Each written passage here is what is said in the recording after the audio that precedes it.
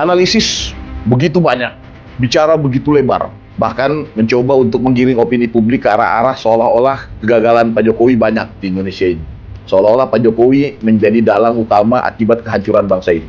Orang-orang ini memang sudah keterlaluan, sudah sangat ingin berkuasa, sudah sangat ingin mendapat tempat, mendapat jabatan, sehingga mencari-cari persoalan, mencari-cari masalah. Ray Rangkuti, Iva, Ray Suryo, siapapun termasuk begitu banyak profesor-profesor yang menurut saya ikut jadi kelendung ini, yang gerasa gerusu ini adalah mereka. Pak Jokowi santai-santai saja akan memperlihatkan nanti di pengadilan. Kalau memang mereka ini ahli, harusnya, atau kalau memang mereka ini profesor, jangan Pak Jokowi yang didesak untuk memperlihatkan ijazah. Desak aparat penegak hukum untuk mempercepat persidangan, karena kami juga pengen lihat ijazahnya. Ternyata benar apa yang disampaikan Pak Jokowi, bahwa ada orang besar yang membackup mereka sehingga kemudian mereka bisa warawiri, bisa teriak sana, bisa teriak sini. Sudah ada tuh pengurus partai yang mulai ikut bicara, mulai duduk di begitu banyak rubrik opini, mulai duduk bersama untuk berdebat, duduk di ruang-ruang televisi. Harus berangus Jokowi dulu agar bisa melemahkan kekuatan politik Gibran di masa depan. Itu yang sedang dikerjakan, baik oleh lawan politik yang memang saat ini koar-koar, dengan jangan-jangan juga sekelompok orang yang saat ini sedang membersamai perjuangan bersama Pak Prabowo Gibran, tapi diam-diam juga ikut bermain di dalam distorsi-distorsi politik yang terjadi ini.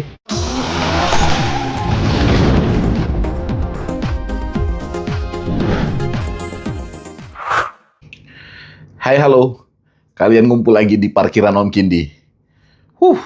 Makin seru, makin sengit, dan makin melelahkan. Sehat semua kalian. Kuat terus, optimis terus bahwa perjalanan bangsa ini akan baik-baik saja. Beri kesempatan dan beri kepercayaan yang full buat kepemimpinan Prabowo Gibran yang saat ini tengah menghadapi begitu banyak dinamika dan problematika kehidupan berbangsa yang tentunya ini akan menguras energi, menguras waktu, dan menguras pikiran kedua anak bangsa ini, baik Pak Prabowo dan Mas Gibran, untuk menghadapi saat-saat genting, saat-saat yang saat ini selain ada bencana, ada efisiensi anggaran, ada resesi, ada ketidakpastian ekonomi global, walhasil kita dikepung dari segala penjuru. Di sisi berbeda guys, Tifa dan kawan-kawan ini makin ngelunjak aja. Ditambah dengan pengamat-pengamat politik yang makin berseliweran, profesor-profesor gila yang juga ikut berkumpul. Macem-macem. Analisis-analisis gila ini, anehnya, begitu diperkaya dengan begitu banyak pikiran, begitu diperkuat dengan begitu banyak metodologi, sayang 1000 kali sayang, tapi kok cara berpikir penyelesaiannya itu terlalu sepele. Yakni, cukup dengan menunjukkan ijazah Jokowi. Ini kan lucu. Analisis begitu banyak, bicara begitu lebar, bahkan mencoba untuk menggiring opini publik ke arah-arah seolah-olah kegagalan Pak Jokowi banyak di Indonesia ini. Seolah-olah Pak Jokowi menjadi dalang utama akibat kehancuran bangsa ini. Seolah-olah bangsa ini hancur, padahal lagi baik-baik aja. Nggak tahu hancur dari sebelah mana. Orang-orang ini memang sudah keterlaluan, sudah sangat ingin berkuasa, sudah sangat ingin mendapat tempat, mendapat jabatan, sehingga mencari-cari persoalan, mencari-cari masalah. Ray Rangkuti misalnya, yang hari-hari terakhir ini digunakan oleh Tifa dan kawan-kawan, digunakan oleh Roy dan kawan-kawan, untuk menjadi pengamat politik. Tapi mencoba untuk membangun-bangun framing, terus-menerus menjelek-jelekkan Pak Jokowi, menyudut-nyudutkan Pak Jokowi. Analisisnya luar biasa, menerangkan tentang geopolitik lah, terkait orang besar itu kemungkinan Partai Demokrat lah, kemudian Pak Jokowi bermain-main dengan manuver-manuver politiknya lah, menerangkan bahwa Gibran dimakzulkan itu bukan isapan jempol dan memang harus dilakukan segala macam. Tapi ujung dari analisis semua mereka ini, baik Ray Rangkuti, Iva, Ray Suryo, siapapun termasuk begitu banyak profesor-profesor yang menurut saya ikut jadi kelendung ini, kemudian hanya menyimpulkan cara berpikir mereka itu dengan satu solusi, yaitu tunjukkan ijazah Jokowi. Wah, masa sederhana itu? Masa analisisnya sehebat itu, terus penyelesaiannya hanya menunjukkan ijazah Jokowi gitu? Guys, inilah cara berpikir yang terus membangun framing, sekaligus mau melempar kesan kepada pemirsa, kesan kepada rakyat Indonesia, bahwa seolah-olah ini ijazah Jokowi itu tidak ada, sehingga Pak Jokowi tidak mau memperlihatkannya. Tapi, seharusnya kalau kita mampu mencermati, kenapa sih orang-orang ini makin kesini makin gersak-gerusuk pengen segera dilihatin ijazah Pak Jokowi? Kenapa sih orang-orang ini pada ngotot untuk cepat perlihatkan ijazah Pak Jokowi, cepat perlihatkan? Karena justru mereka sedang dalam ketakutan, karena tak lama lagi mereka akan berhadapan-hadapan dengan meja hijau, berurusan dengan hukum.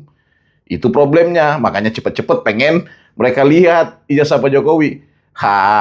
Sebenarnya yang gerasak-gerusu ini adalah mereka. Pak Jokowi santai-santai saja. Akan memperlihatkan nanti di pengadilan.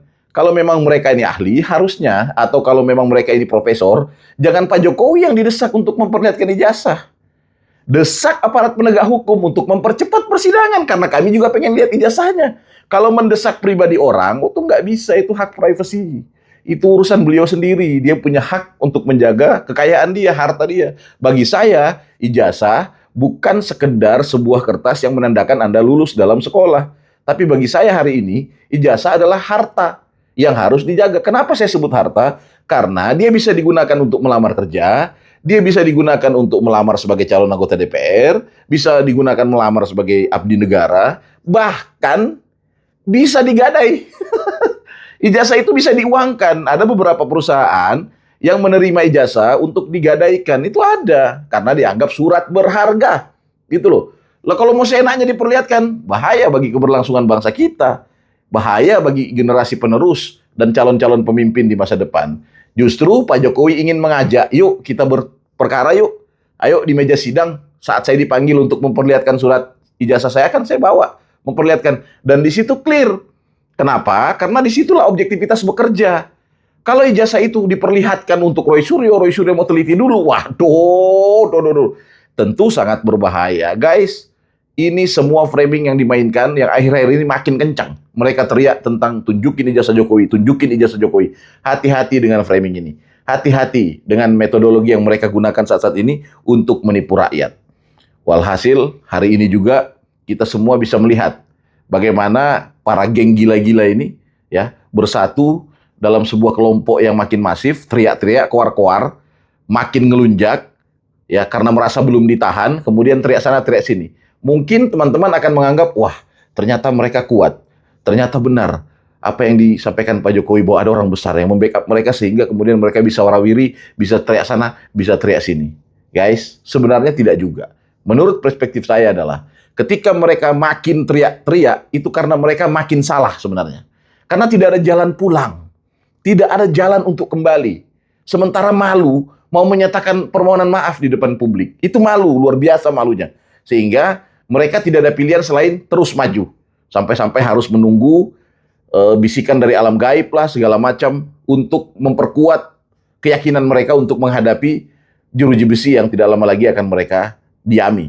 Guys, itulah kejadian yang mereka alami sekarang. Menurut saya asam lambung mereka mulai naik. Respon juga sudah kelihatan, pikiran nggak di badan tuh. Walaupun teriak sana teriak sini, tapi sebenarnya respon sudah mengalami pergeseran. Pergeseran mental respon tuh mulai terasa. Argumentasi respon tuh tidak sesangar sebelumnya. Ya, sudah kelihatan bahwa respon mulai ketakutan karena problem dia sudah diketahui.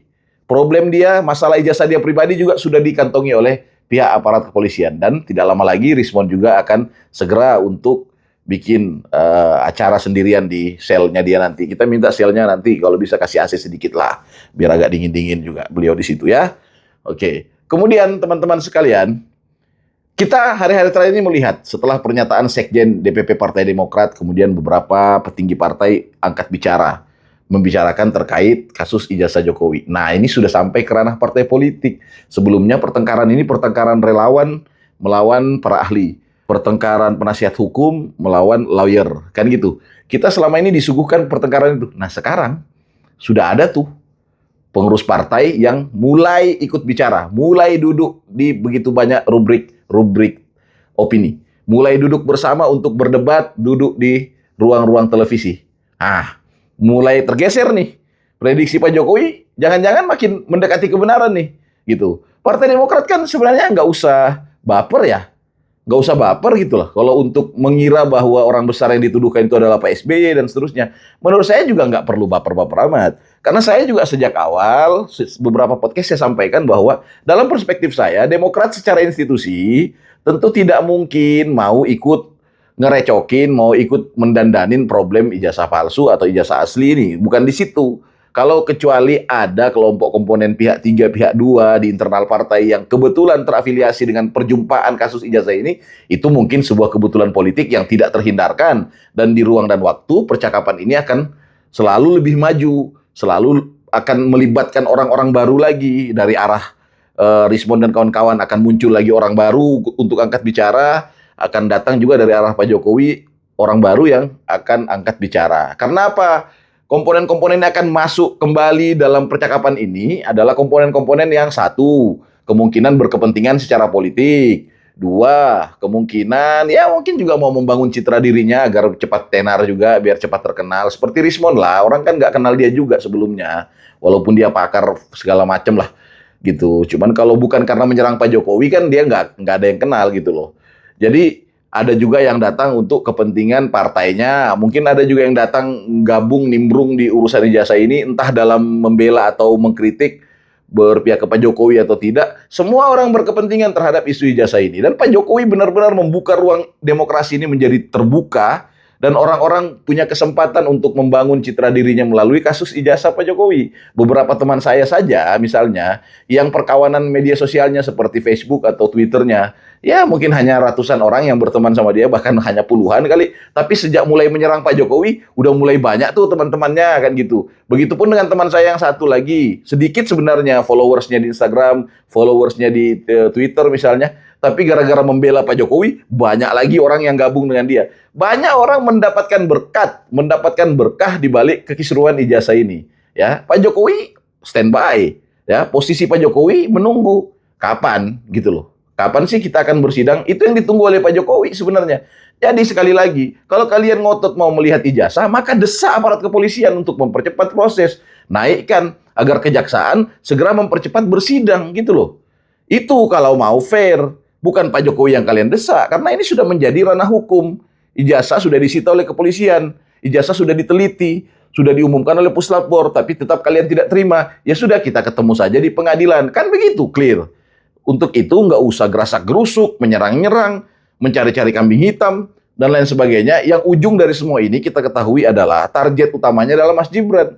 Hanya Pak Jokowi akan menjadi pukulan sasaran antara.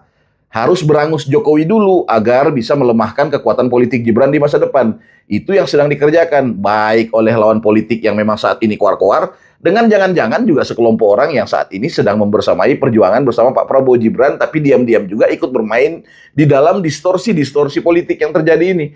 Kita hanya akan menunggu kapan momen persidangan itu tiba. Orang cerdas hanya meletakkan kasus ini kepada ranah hukum. Ya, orang yang objektif akan bersepakat bahwa letakkan problem ini di meja hijau agar kita bisa nonton sama-sama.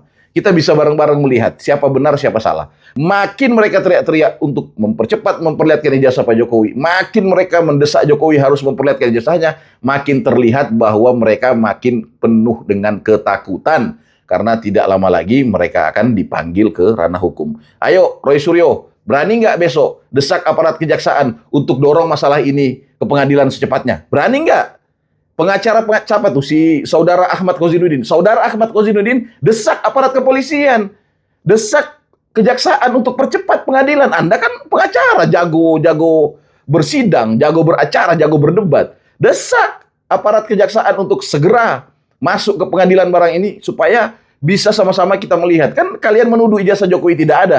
Coba sekarang tantang aparat kejaksaan kita untuk mempercepat proses pengadilan agar kalian bisa buktikan benar nggak Jokowi nggak punya ijazah sebagaimana yang kalian tuduhkan. Atau jangan-jangan kalian mendesak Pak Jokowi memperlihatkan ijazahnya cepat-cepat ini karena kalian mungkin satu, berharap setelah Jokowi memperlihatkan ijazahnya ada kesempatan kalian untuk meminta maaf. Dua, ada kesempatan kalian mengklarifikasi. Ya, namanya juga penelitian ya, bisa saja kami salah. Jangan-jangan seperti itu. Kalian mau mendesak Jokowi memperlihatkan ijazahnya secepat mungkin agar tidak sempat masuk ke pengadilan dan barang ini bisa dicarikan jalan agar berdamai. Jokowi sudah berada kepada satu keyakinan tidak akan berdamai dengan kalian. Parkiran Om Kindi akan kembali lagi nanti.